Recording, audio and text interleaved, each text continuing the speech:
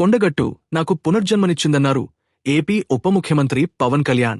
తెలంగాణలోని జగిత్యాల జిల్లాలో ఉన్న కొండగట్టు పుణ్యక్షేత్రాన్ని శనివారం సందర్శించిన ఆయన స్వామివారికి ప్రత్యేక పూజలు నిర్వహించారు. ఈ సందర్భంగా మాట్లాడుతూ గతంలో జరిగిన ఓ పెను ప్రమాదం నుంచి తనను కొండగట్టు అంజన్నే కాపాడారని, ఇది తనకు పునర్జన్మ లాంటిదని భావోద్వేగంగా వ్యాఖ్యానించారు.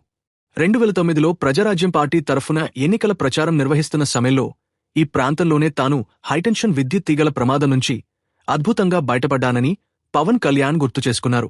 ఆ స్వామి ఆశీస్సులతోనే తాను ప్రాణాలతో ఉన్నానని, అందుకే కొండగట్టు నాకు పునర్జన్మనిచ్చిందని బలంగా నమ్ముతానని తెలిపారు. అడుగడుగునా ధైర్యాన్ని, బలాన్ని ఇచ్చి నడిపిస్తున్నది కూడా ఆ అంజన్న స్వామేనని ఆయన పేర్కొన్నారు.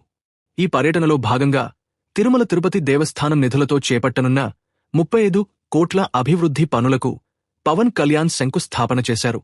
ఈ నిధులతో 96 గదులతో కూడిన విశాలమైన సత్రం, దీక్షా విరమణ కోసం ఒకేసారి 2000 మంది భక్తులు కూర్చునేలా ఆధునిక మండపం నిర్మించనున్నారు. ఏపీ ముఖ్యమంత్రి చంద్రబాబు నాయుడు, టీటీడీ చైర్మన్ సహకారంతో ఈ పనులు సాధ్యమయ్యాయని ఆయన వివరించారు.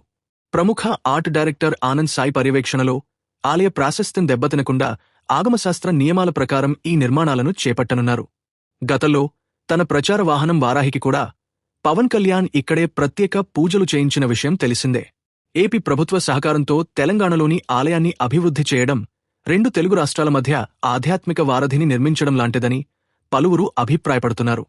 ఆలయ సందర్శన అనంతరం పవన్, తెలంగాణ జనసేన నాయకులు, కార్యకర్తలతో సమావేశమయ్యారు.